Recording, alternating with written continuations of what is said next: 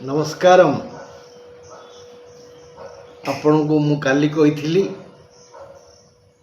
ଆଜି କହୁଛି।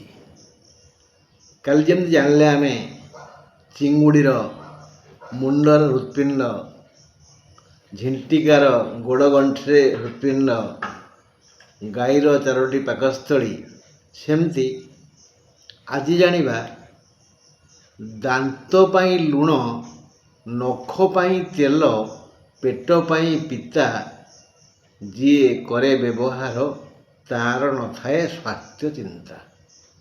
ଆମେ ନଖରେ ତେଲ ଦେବା ସବୁଦିନ, ଖାଇସାରିଲା ପରେ ଦାନ୍ତରେ ଟିକେ ଲୁଣ ଦେବା, ଆଉ ପେଟକୁ ସବୁଦିନ ନହେଲେ ବି ସପ୍ତାହକୁ ଥରେ ପିତା ଖାଇବା, କଲରା ହେଉ, ଲିମ୍ବ ହେଉ ବା ଇତ୍ୟାଦି ହେଉ। ହେଲେ ଯିଏ ପିଏ ଦହି ତାର ପେଟ ଗଣ୍ଡଗୋଳ ହୁଏ ନାହିଁ।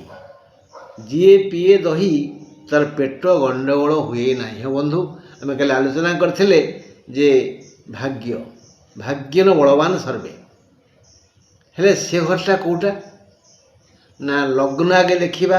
1 ଲେଖା ହେଇଥିବ କି ଲ ଲେଖା ହେଇଥିବ, ନମ୍ବର 1 ଘର ଯେଉଁଟା, ସେଟା ହେଉଛି ଲଗ୍ନ। ସେଇଠୁ ଗଣିଯିବା 1ରୁ 9 କେଉଁଠି ହେଲା। ସେଇ 9 ଘରଟି ହେଉଛି ଭାଗ୍ୟସ୍ଥାନ। ସେଟାକୁ ଧର୍ମସ୍ଥାନ ବି କୁହାଯାଏ। ଭାଗ୍ୟସ୍ଥାନ କୁହାଯାଏ, ଧର୍ମସ୍ଥାନ କୁହାଯାଏ। କାରଣ ଧର୍ମ ରକ୍ଷତି ଧାର୍ମିକ। ଯେ ଧର୍ମ କାର୍ଯ୍ୟ କରେ ତାକୁ ତା ଫଳ ସ୍ୱରୂପ ଧାର୍ମିକ ରକ୍ଷା କରନ୍ତି।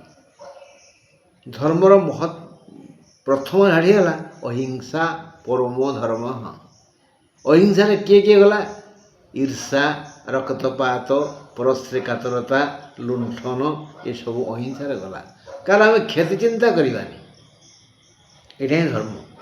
କାହାର ଅମଙ୍ଗଳ ହଉ, କିଏ ଗାତରେ ପଡ଼ୁ, ବିପଦରେ ପଡ଼ୁ, ଏ ଚିନ୍ତା କରିବାନି। କି ଏକଥା ଯିଏ କହୁଥିବେ ତାଙ୍କ କଥା ଶୁଣିବାନି, ତାଙ୍କୁ ସମର୍ଥନ କରିବାନି। ଆମେ ଧର୍ମ କରିବା। ଧର୍ମ କଲେ ଭାଗ୍ୟର ବିକାଶ ହେବ, ଧର୍ମର ଅଭ୍ୟୁଦୟ ହେବ। ତେଣୁ ସେ ଧର୍ମର ଫଳସ୍ୱରୂପ ଆମକୁ ମିଳିବ ସବୁକିଛି। ସେଇଟା ହେଉଛି ଭାଗ୍ୟସ୍ଥାନ। ସେ ଘରର ଅଧିପତିକୁ ଭାଗ୍ୟାଧିପତି କହନ୍ତି।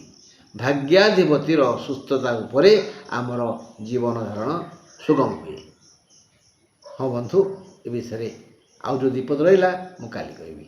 ଆଜି ପାଇଁ ଏତିକି। ନମସ୍କାର।